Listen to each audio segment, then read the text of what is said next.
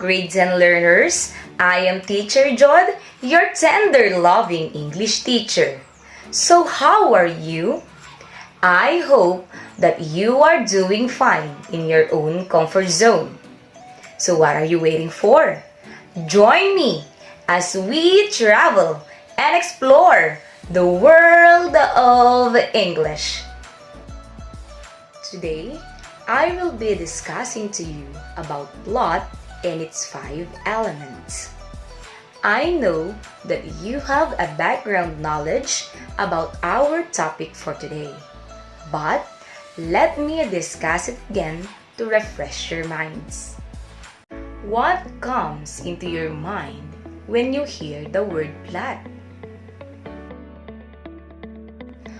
Plot refers to the sequence of events that makes up a story.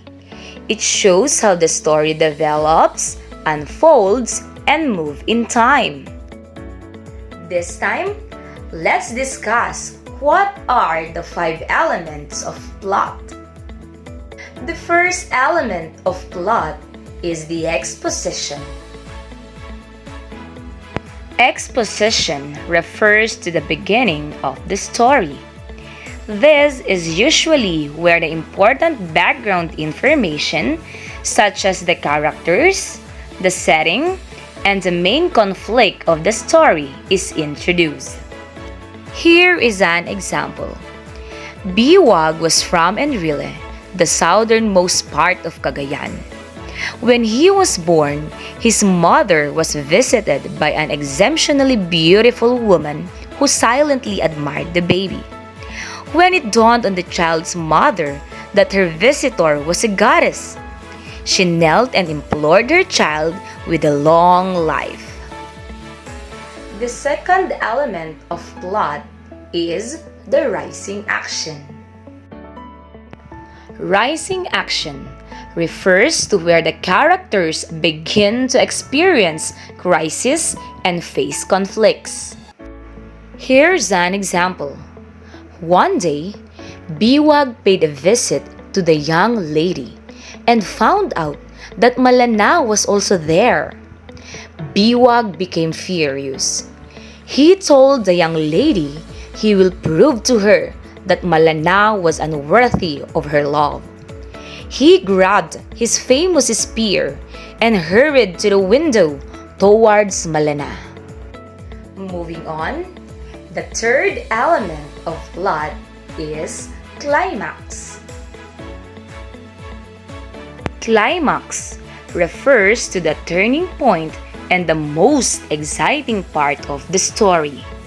It is where the main character faces the major enemy, fear, challenge, or other source of conflict. Here is an example. The day of the duel was controversial.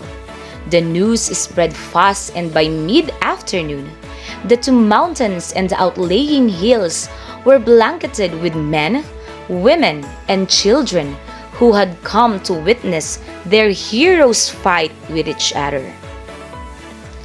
Biwag arrived accompanied by the people of Enrile.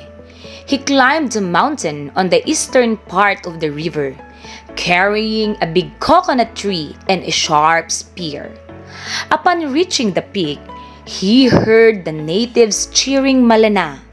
He felt like barking a command to his followers to kill Malana's people. The fourth element of plot is the falling action. Falling action refers to the event when the story begins to wind down and complications start to fall into place.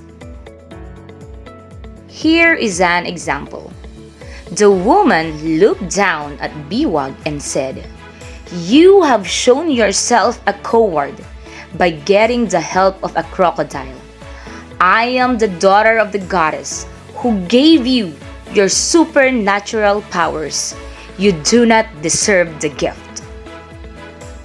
Lastly, the last element of plot is resolution. Resolution refers to the concluding paragraph that revolves any remaining issues and ends the story. Resolutions are not always happy ending. They could be tragic or entirely unexpected too. Here is an example. With the magic wand, the beautiful woman gave her blessings to the people below, and then flew with Malana in the kingdom of the air and the clouds where she reigned. Thank you, grade 10 learners, for watching and for listening. I hope that you learned something today. See you again in our next lesson.